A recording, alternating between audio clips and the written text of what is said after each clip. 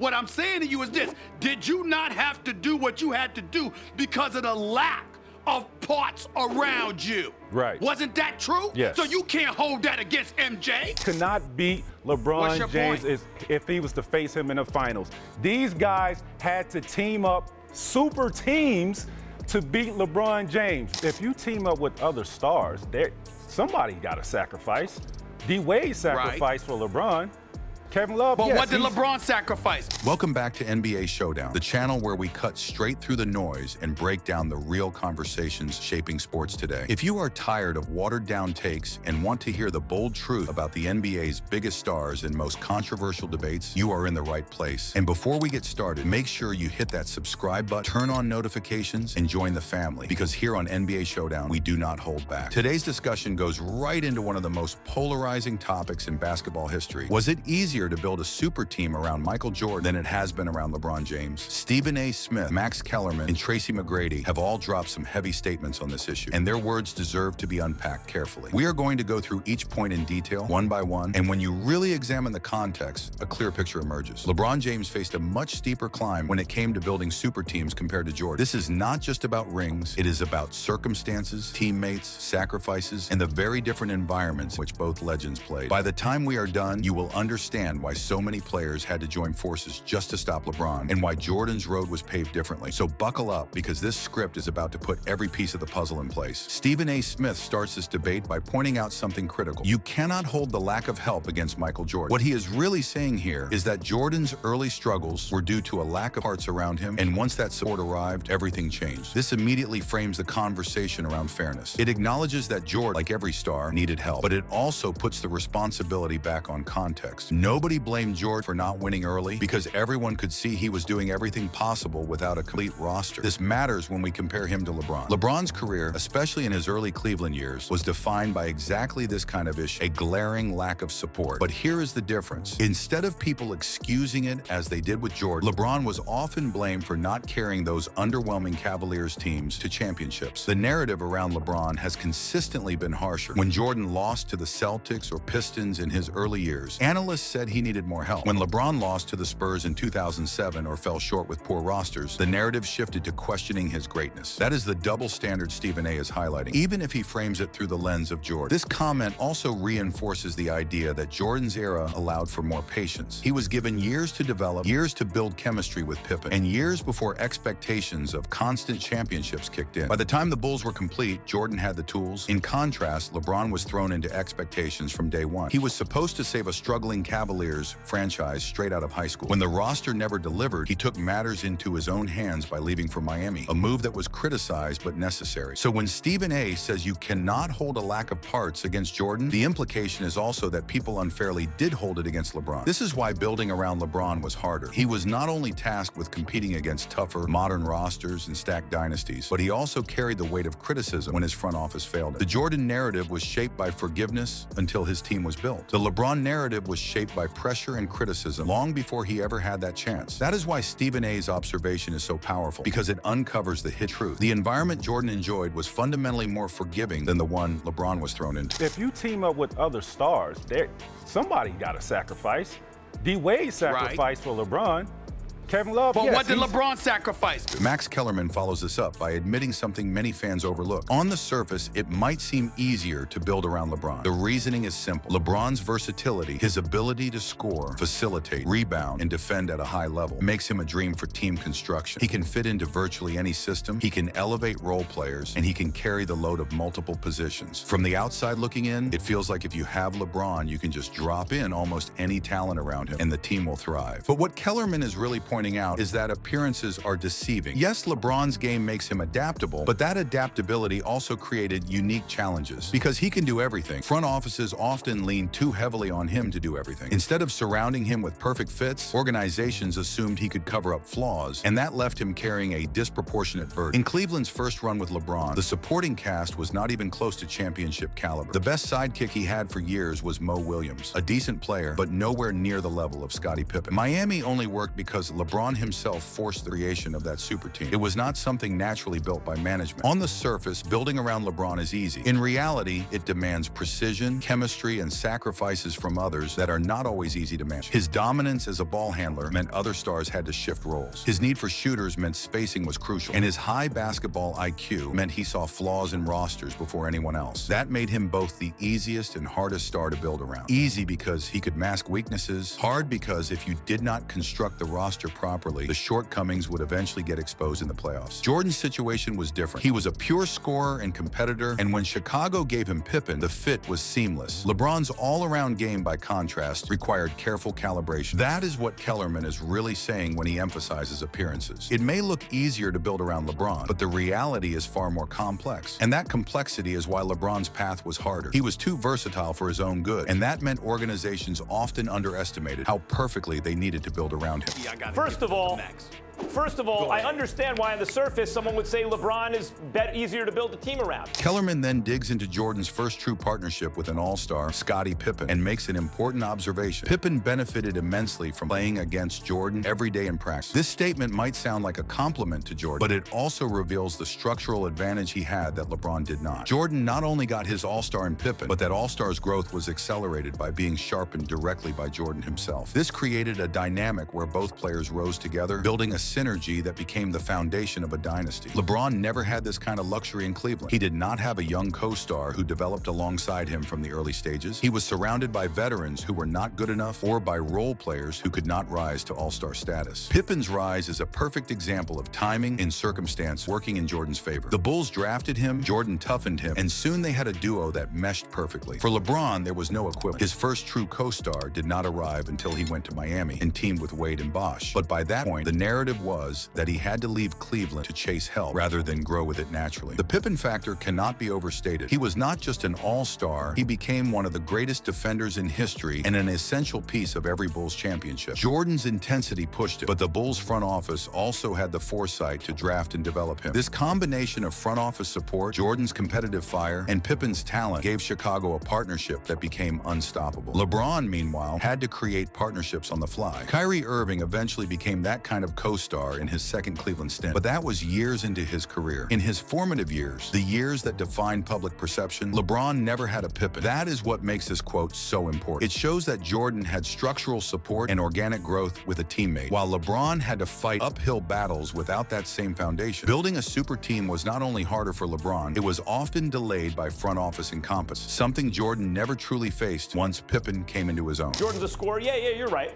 But Michael Jordan, the first time he played with a single other all-star, Scottie Pippen, who, by the way, greatly benefited by scrimmaging against Michael Jordan. Max Kellerman pointed out that the very first time Michael Jordan finally had another all-star alongside him in a Game 7, the result was domination. The Chicago Bulls did not just win, they swept the Pistons and ended the reign of one of the most physically dominant teams in basketball history. This fact is monumental because it proves that Jordan never needed endless help, stacked rosters, or manipulated team-ups the way LeBron James has often been accused of needing. The Pistons were known as the Bad Boys, and they were the roadblock to greatness for every Eastern Conference team during that era. Yet the moment Jordan had just one legitimate running mate, the landscape of the league shifted forever. The Bulls went from victims of physical beatdowns to the architects of a dynasty, and that moment was the turning point. What this shows is that Jordan was always prepared to win, even before Scottie Pippen reached his peak. He had been dropping 37 points per game in 1987, he had been winning MVPs, and he had been putting up record-breaking stat lines. All he needed was a single piece to elevate the Bulls into an unstoppable force. Compare this with LeBron James, who has consistently needed super teams and has chased help across franchises. Jordan's victory over the Pistons in that Game 7 was not just about basketball, it was about proving he only needed the smallest reinforcement to unleash his destiny. He was not hunting for stars, he was not joining the enemy, he was simply waiting for his team to grow into itself. The sweep of the Pistons is one of the clearest statements in NBA history. Jordan was ready to own the game. Because Pippen couldn't play. The first time Jordan played with one other all-star who could play in Game 7, they won the Game 7. They swept the Pistons. Max Kellerman doubled down by making an even more critical point. He explained that other than that very first season, when Scottie Pippen was not fully healthy, whenever Michael Jordan had at least one all-star by his side for a full season, he always won the championship. There was no Game 7 required in the NBA Finals. No dragging out series to the brink. Jordan was so dominant that the maximum drama never had to come. He finished opponents before the 7 7th game ever arrived. That is a level of control and superiority the league has never seen since. LeBron James, by contrast, has needed more. He has needed more help, more time, more games, and more excuses. Jordan's legacy is about inevitability. If he was healthy, if Pippen was there for the season, the Bulls were winning it all. No debates, no asterisks, no marathon struggles. That is why his 6 finals appearances turned into 6 titles with 6 finals MVPs. He didn't need to go the distance. He didn't need extra opportunities. He simply got the job done. LeBron, meanwhile, has been to the finals 10 times and only converted 4. That record alone tells you everything you need to know. Jordan was about certainty. LeBron is about hoping things go right. Kellerman's breakdown reinforces that the difference between Jordan and LeBron is not just rings, it is efficiency. Jordan's dominance was so absolute that his finals never even reached a Game 7. That is not luck. That is the definition of greatness. Other than that first year when Pippen didn't play,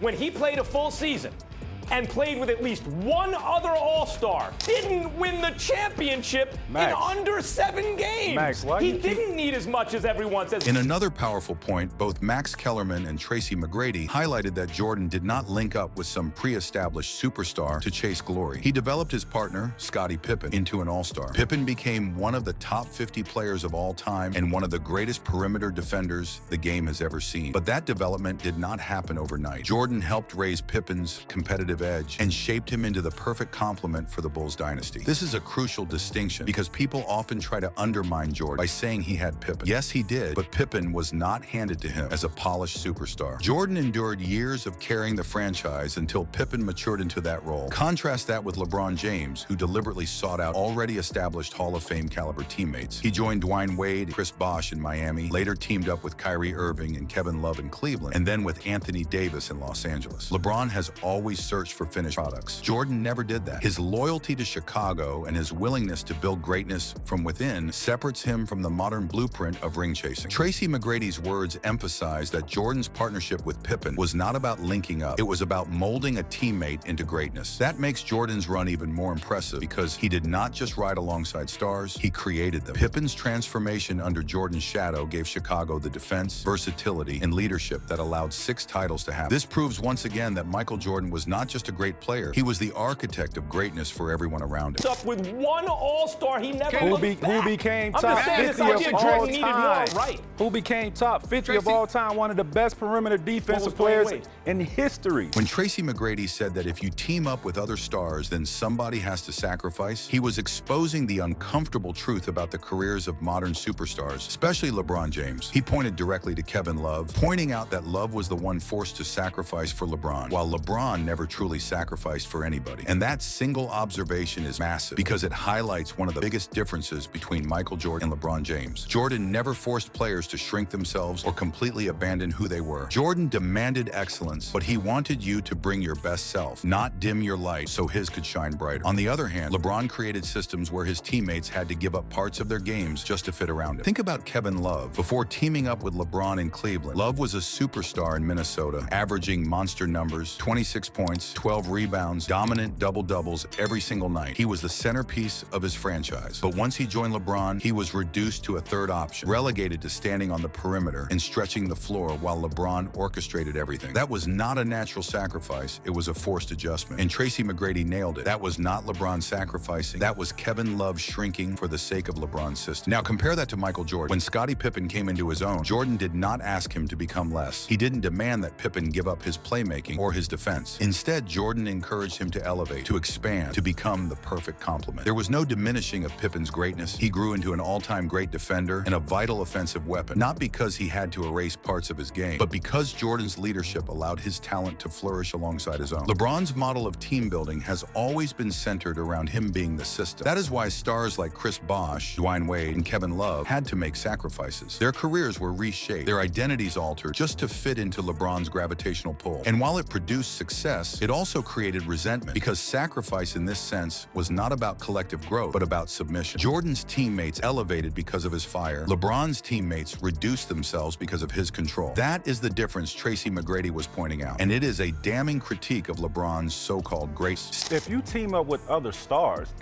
somebody got to sacrifice. D. Wade sacrificed for LeBron.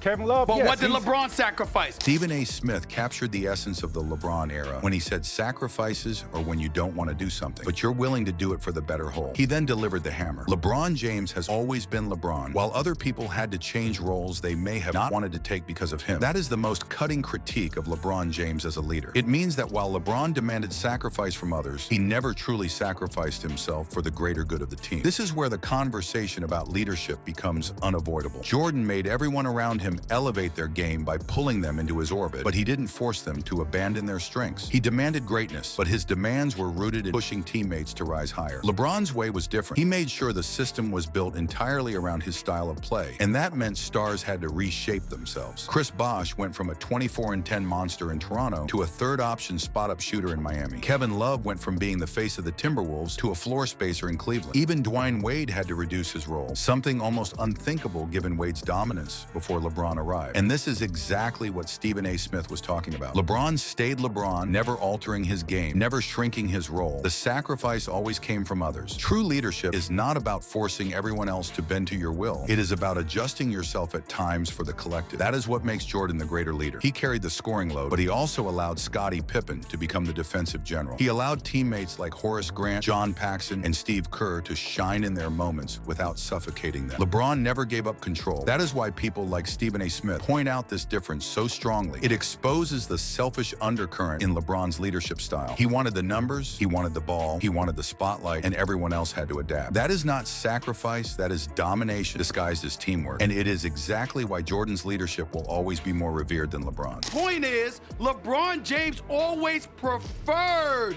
being that way. Sacrifice is when you don't want to do something, but you're willing to do it. LeBron has always been LeBron. Other people had to take different roles that they may have not wanted to take because of him.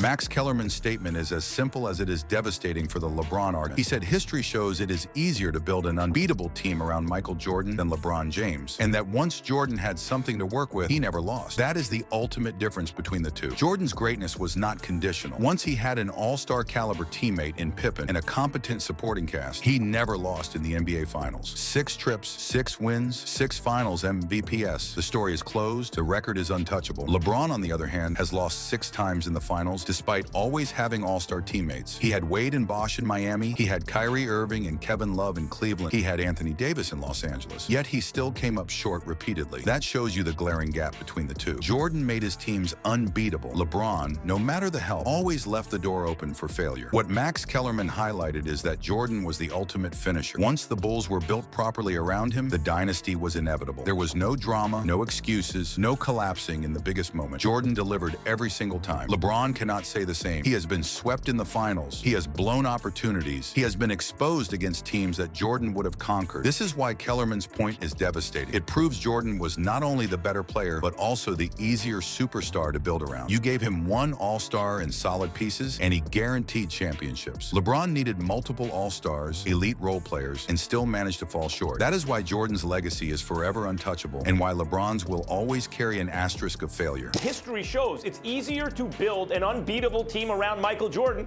than LeBron James. It was. As soon as Jordan had something to work with, didn't win the finals. He always won if you gave him something. What Max Kellerman hit on here is the undeniable truth that separates Michael Jordan from LeBron James once and for all. The reality is brutally clear. The moment Jordan had even a sliver of a reliable supporting cast, it was game over for the entire NBA. Think about how terrifying that is. As soon as Scottie Pippen developed into a legitimate star, as soon as Horace Grant established himself, as soon as Phil Jackson's triangle offense unlocked Jordan's brilliance, the rest of the league had no chance. Stockton and Malone, they could not get past him. Shaq and Penny, they fell before his will. Hakeem Olajuwon and his Rockets never got a chance to dethrone Jordan head-to-head, because when Jordan was present, he owned the finals. Every single contender of that golden era looked like a speed bump compared to Jordan's march toward destiny. That is the difference with LeBron. The narrative around him has always been that you need to build a super team for him to thrive. You need all the pieces in perfect alignment. You need to recruit all-stars. You need sacrifices across the board. But with Jordan, it was easier. Not because he had more help, but because his dominance was absolute. Kellerman is saying the obvious. Jordan didn't need the biggest stack of cards to win the hand. He just needed a half-decent deck, and suddenly no one else had daylight. The entire league went dark when Jordan decided it was his time. LeBron supporters love to play the paper game. They stack stats, they point to his all-time scoring record, they argue his all-around all-around game makes him the more complete player. But paper means nothing if the results on the floor tell a different story. And that's what Kellerman is screaming from the rooftops. Jordan made it easier to win. Give him a good supporting cast, and history tells you what happens next. 6 finals appearances, 6 finals victories, 6 finals MPS. That's not a coincidence. That's not luck. That's dominance defined. Jordan didn't just win. He annihilated dynasties in their tracks. He stopped Clyde Drexler's Blazers cold. He denied Barkley's Suns. He smothered Peyton and Kemp. He broke the hearts of Stockton and Malone twice. He stood on top of every mountain and burned the flag of every challenger. LeBron, meanwhile, has faced dynasties that have built themselves to stop him. That is not a compliment. That is an indictment. Because if Jordan had been in that position, no one would have dared waste their time forming super teams. They would have known it would not matter. The point is crystal clear. Jordan's bar for success was so much higher. He made winning feel inevitable. Once he had the right structure, the finals were no longer a question of who would win, but only of how many games it would take. That is why the GOAT debate is nonsense. LeBron may look better on spreadsheets, but basketball is not played on paper. It is played on hardwood. And on hardwood, Jordan was inevitable. That is what Kellerman meant when he said, as long as Jordan had something, no one got daylight. Jordan didn't just shut the door on hope. He welded it shut. As soon as you gave it to him,